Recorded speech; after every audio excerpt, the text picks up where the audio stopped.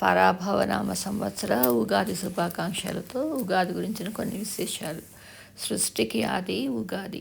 చైత్రశుద్ధ పాడ్యమిని బ్రహ్మదేవుడు సృష్టి ఆరంభానికి శుభముహూర్తంగా ఎంచుకున్నాడు అన్నాడు నిర్భయ సింధుకర్త. తెలుగు ఉగాది నాడు సృష్టి ఆరంభమైందని దాని అర్థం. ఆ రోజు తలారా స్నానం చేసి దేవతార్చన మొదలు పెడుతూ కొత్త సంవత్సరం పేరు పలకాలని ధర్మసింధువు నిర్దేశించింది. ఉగాదిని భక్తితో స్వాగతించాలని సూచించింది. గత ఏడాది సంకల్పం చెప్పిన వారంతా దేవతారాధనకు శ్రీకారం చుడితే వసంత ఋతు తొలి వేకువకు స్వాగత తోరణం కట్టినట్టవుతుంది.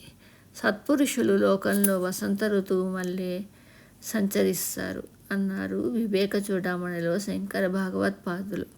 పచ్చదనం తగ్గి వెలవెలబోయిన ప్రకృతి కొత్త పూల నెత్తావులతో వినూత్న శోభలతో అలరారటం చైత్రమాసంతో మొదలవుతుంది. అందుకే దీన్ని మధుమాసం అన్నారు. వసంతం ఆవరించేసరికి వన సౌందర్యం ఇనుమడించి గండు కోయిలలు తమ గొంతులను సవరిస్తాయి. కమ్మని స్వరాలతో కాలపురుషుడికి స్వాగతాంజలి సమర్పిస్తాయి. పరగడుపున నింబ కందళ భక్షణం 10 మందితో కలిసి పంచాంగ శ్రవణం అనేవి ఉగాది నాటి ముఖ్య కార్యక్రమాలు. నింబ కుసుమం అంటే వేప పువ్వు, దీనికి చూత కుసుమం లేత మామిడి చిగురు, కొత్త బెల్లం, నెయ్యి, అరటిపళ్ళు, చెరకు ముక్కలు, కొత్త చింతపండు చేర్చి సమపాడల్లో చేసిన ఉగాది పచ్చడిని కొత్త మట్టి పాత్రలో ఉంచుతారు. దాన్ని ప్రసాదంగా భావించి పూజాధికాల అనంతరం స్వీకరిస్తారు. సర్వ అరిష్ట వినాశాయ నింబకందళ భక్షణం. వేపపూత పచ్చడిని ఆరగించడమే సకల అరిష్టాలకు సరైన విరుగుడు అని శాస్త్రవచనం. ఉగాది ప్రసాదంలో విభిన్న రుచులు మనిషి మనుగడలో ఆటుపోట్లకు ప్రతీకలు. కాలం భగవంతుడి స్వరూపం. దాని నడకను వివరించడమే పంచాంగ పఠనం లక్ష్యం. పంచాంగం అంటే వివిధ రాసుల ఆదాయ వ్యయాలు, రాజపూజ అవమానాలు పట్టీలే కాదు, కాలమాన పరిస్థితులకు గ్రహరాశుల సంచారానికి చెందిన సమగ్ర సమాచారమే పంచాంగం. రాశి ఫలాలను అనుగుణంగా కార్యక్రమాలను రూపొందించుకుంటూ గెలుపుదారిలో సాగిపోవాలన్నది పంచాంగ శ్రవణంలోని అంతఃసూత్రం.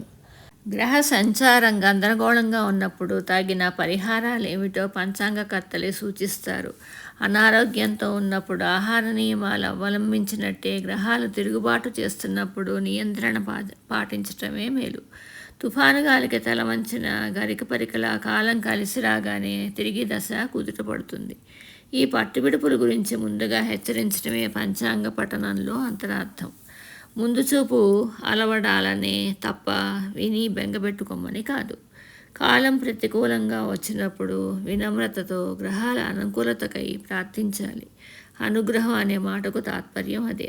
విభిన్న రుచుల సమ్మేళనంతో కష్టసుఖాల పట్ల సమభావనను అలవరుస్తూ జీవన తాత్వికతను జోడించే ఉగాది పంచాంగ శ్రవణంలో గ్రహరాశుల విశేష సూచనలను వివరిస్తూ మనిషి మనుగడకు సరైన మార్గాన్ని తేటపరుస్తుంది, విజయానికి బాటలు వేస్తుంది. అందుకే అది మనకు పండుగ అయింది. యుగానికి ఆది ఉగాది అని ఎందుకన్నారంటే బ్రహ్మ సృష్టిని ప్రారంభించిన రోజు కాబట్టి. రాముడు రావణుణ్ణి సంహరించి సీతాలక్ష్మణులతో అయోధ్యకు తిరిగి వచ్చిన రోజు ఉగాది జరుపుకుంటారు. సోమకాసురుడు అనే రాక్షసుడు వేదాలను దొంగిలించి వాటిని చాపలో చుట్టి సముద్రం లోతుల్లో దాచిపెట్టగా విష్ణువు తన మొదటి అవతారమైన మత్స్యావతారంలో వేదాలు తీసుకొచ్చి బ్రహ్మకిచ్చిన రోజు ఈ రోజు అన్నమాట. పరాభవనామ సంవత్సరం గురించి తెలుసుకుందాం. పరాభవకు సంస్కృతంలో అర్థం ఉంది. పర అంటే అత్యున్నతమైన లేదా గొప్పదైన అని అర్థం.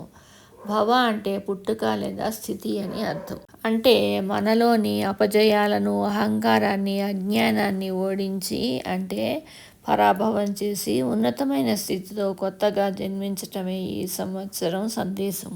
పాత పద్ధతులను వదిలేసి కొత్త ఆలోచనలతో ముందుకు వెళ్ళాలి. ఇదొక గొప్ప సంకేతం. పరాభవ అర్థానికి సంకేతంగా మనలోని లోపాలను జయించి సరికొత్త ఉత్సాహంతో ముందుకు సాగాలని కోరుకుంటూ ఉగాది శుభాకాంక్షలు.